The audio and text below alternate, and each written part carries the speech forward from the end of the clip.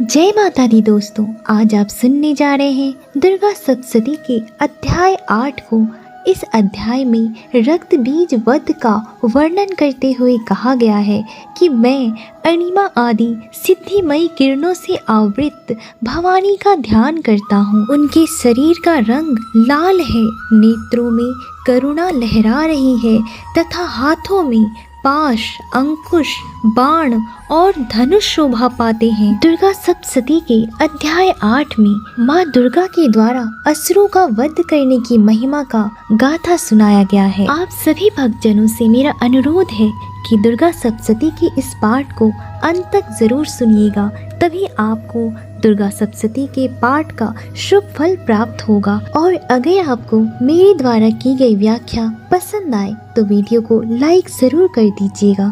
दुर्गा सप्तशती के 8वें अध्याय की व्याख्या करते हुए ऋषि कहते हैं, चंड और मुंड नामक दैत्यों के मारे जाने तथा बहुत सी सेना का संहार हो जाने पर दैत्यों के राजा प्रतापी शुंभ के मन में बड़ा क्रोध हुआ और उसने दैत्यों की संपूर्ण सेना को युद्ध के लिए कूच करने की आज्ञा दी। वह बोला, आज उदयुध नाम के 86 दैत्य सेनापति अपनी सेनाओं के साथ युद्ध के लिए प्रस्थान करें। कंबू नाम वाले दैत्यों के 84 सेनानायक अपनी वाहिनी से घिरे हुए यात्रा करें। 50 कोटि वीर्य कुल के और 100 धौम्र कुल के असुर सेनापति मेरी आज्ञा से सेना सहित कूच करें। कालक, दौहार्द, मौर्य और कालकेय असुर भी युद्ध के लिए तैयार हों। मेरी आज्ञा से तुरंत प्रस्थान करें। भयानक शासन करने वाला असुरराज शुंभ इस प्रकार आज्ञा दे सहस्त्रों बड़ी बड़ी सेनाओं के साथ युद्ध के लिए प्रस्थित हुआ। उसकी अत्यंत भयंकर सेना आती देख चंडिका ने अपने धनुष की टंकार से पृथ्वी और आकाश के बीच का भाग गुंजा दिया। राजन तदवंतर देवी के सिंह ने भी बड़े जोर जोर से दहाड़ना आरंभ किया। फिर अंबिका ने घंटे के शब्द से उस ध्वनि को और भी बढ़ा दिया। धनुष की टंकार, सिंह की दहाड़ और घंटे की ध्वनि से संपूर्ण दिशाएं गूंज उठी। उस भयंकर शब्द से काली ने अपने विकराल मुख को और भी बढ़ा लिया तथा इस प्रकार वे विजयिनी हुई। उस तुमुल नाद को सुनकर दैत्यों की सेनाओं ने चारों ओर से आकर चंडिका देवी के सिंह तथा काली देवी को क्रोधपूर्वक घेर लिया।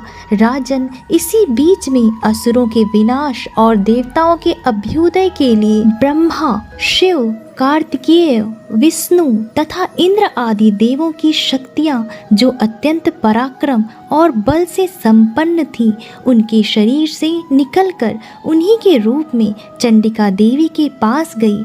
जिस देवता का जैसा रूप, जैसी वेशभूषा और जैसा वाहन है, ठीक वैसा ही साधनों से संपन्न हो, उसकी शक्ति असुरों से युद्ध करने के लिए आई।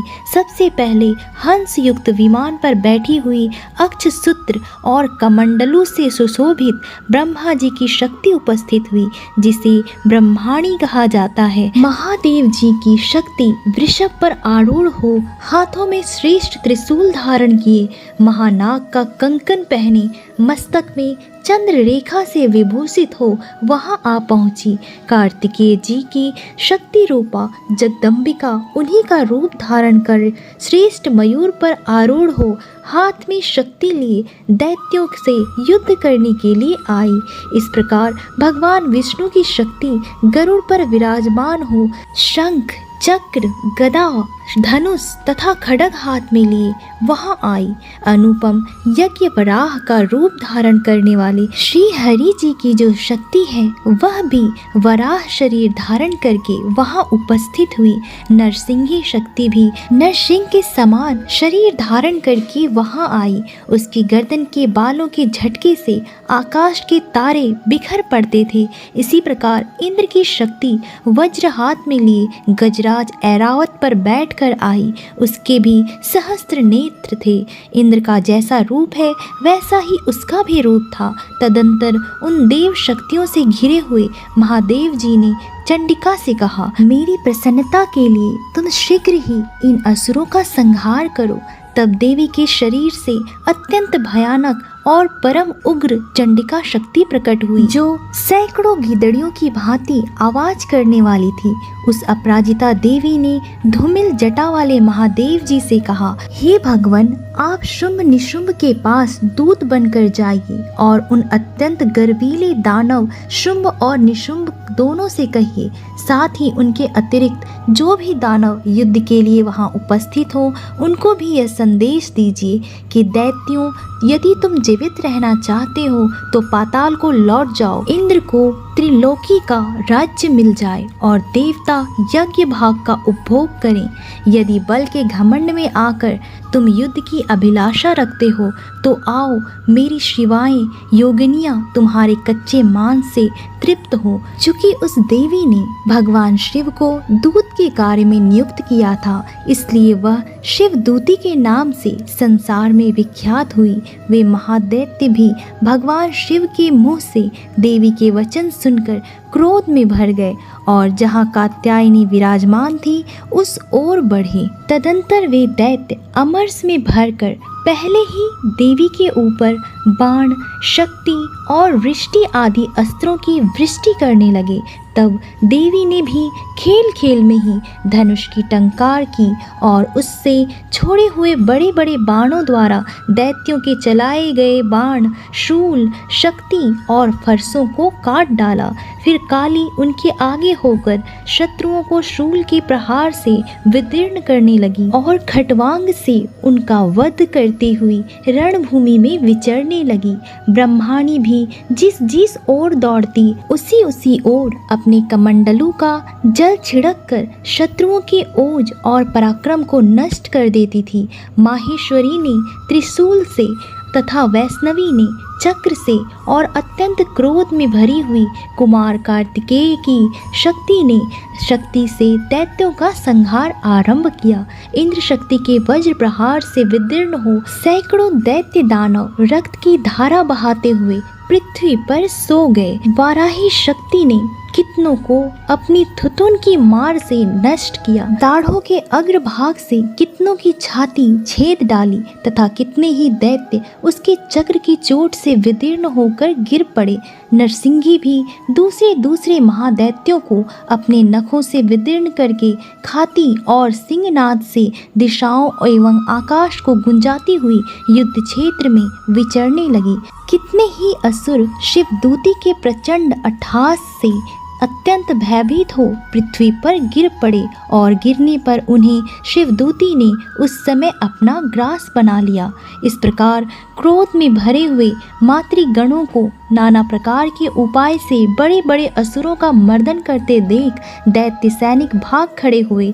मातृगणों से पीड़ित दैत्यों को युद्ध से भागते देख रक्तबीज नामक महादैत्य क्रोध में भरकर युद्ध करने के लिए आया। उसके शरीर से जब रक्त की बूंद पृथ्वी पर गिरती तब उसी के समान शक्तिशाली एक दूसरा महादैत्य पैदा हो जाता। महासुर रक्तबीज हाथ में गदा लेकर इंद्र शक्ति के साथ युद्ध करने लगा। तब ऐन्द्री ने अपने वज्र से रक्त बीज को मारा। वज्र से घायल होने पर उसके शरीर से बहुत सा रक्त चूने लगा और उससे उसी के समान रूप तथा पराक्रम वाले योद्धा उत्पन्न होने लगे। उसके शरीर की रक्त की जितनी बूंदें गिरी उतने ही पुरुष उत्पन्न हो गए। वे सब रक्त बीज के समान ही वीर्यवान, बलवान तथा पराक्रमी थे। वे रक्त से उत्पन्न होने वाले पुरुष भी अत्यंत भयंकर अस्त्र शस्त्रों का प्रहार करते हुए वहां मातृगणों के साथ घोर युद्ध करने लगे। पुनः वज्र के प्रहार से जब उसका मस्तक घायल हुआ तब रक्त बहने लगा और उससे हजारों पुरुष उत्पन्न हो गए।